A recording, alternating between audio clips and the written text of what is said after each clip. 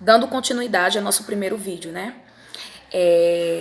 A fotossíntese, então, quando a folha, né, quando vai acontecer o processo de fotossíntese, né, que acontecem nas folhas, a fotossíntese, e esses estômatos que estão presentes na folha, ele se abre, ela perde água para o ambiente.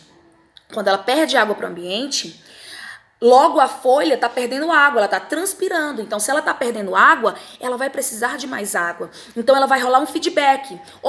Tô perdendo água, me manda água. Quem é que vai mandar água para ela, para as folhas?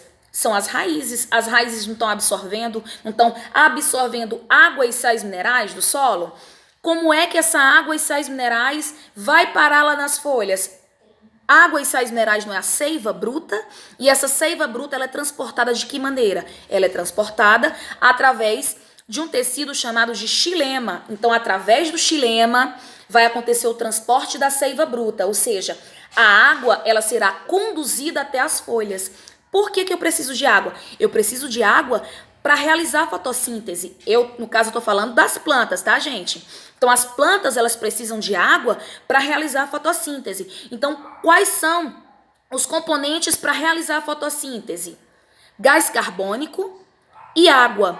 Então, e a luz, claro, não esqueçam da luz. Então, eu tenho gás carbônico, captei gás carbônico da atmosfera. Quando eu abri os estômatos, perdi água, peguei o gás carbônico, o que é que eu vou fazer?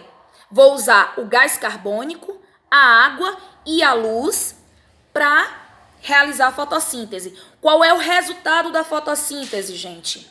O resultado da fotossíntese será glicose, né? Será o carboidrato, a glicose e o oxigênio, tá certo?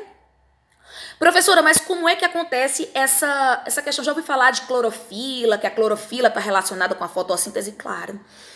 Quando a planta, a folha, né, ela vai captar a luz, sabe quem é que capta? Sabe quem é responsável por captar essa luz? É um pigmento que é chamado de clorofila. E essa clorofila, ela fica aonde, professora? A clorofila, ela está dentro de uma organela chamada de cloroplasto. A organela, onde é que ficam as organelas? As organelas ficam dentro da célula vegetal da folha. Então, eu tenho a organela chamada cloroplasto.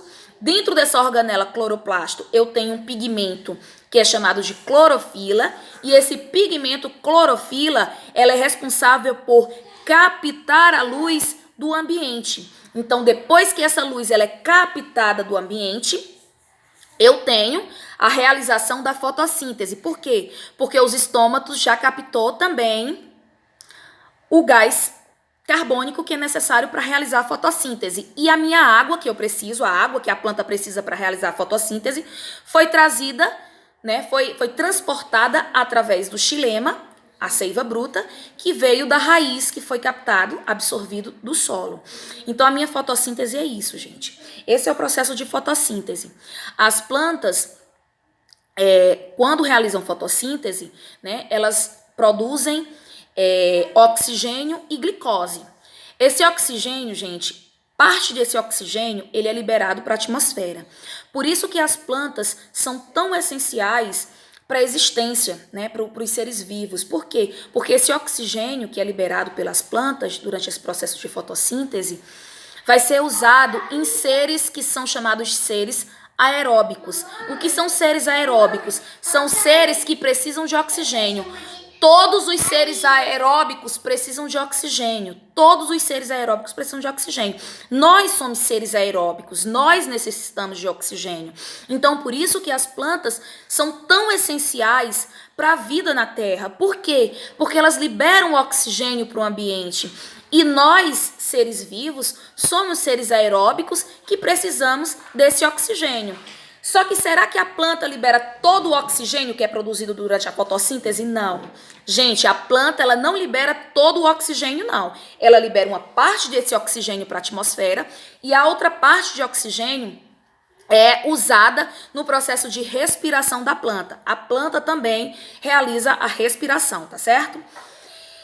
Esse oxigênio, então, parte é liberado para a atmosfera e parte é usado pela planta. Assim como o seu carboidrato, assim como a sua glicose, que é utilizada para toda a planta, é transportada para toda a planta, porque não é só a folha que precisa da glicose.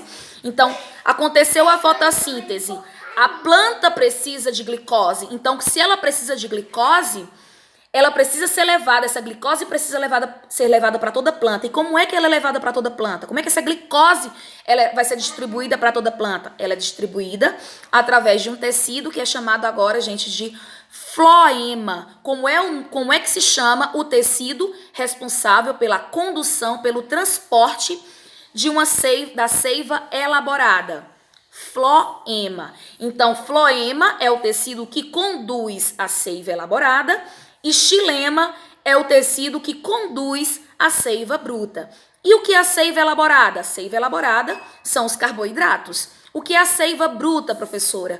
É água e sais minerais, ok? Façam essas anotações para não se confundirem e entender como é que acontece esse sistema de transporte da planta, tá certo?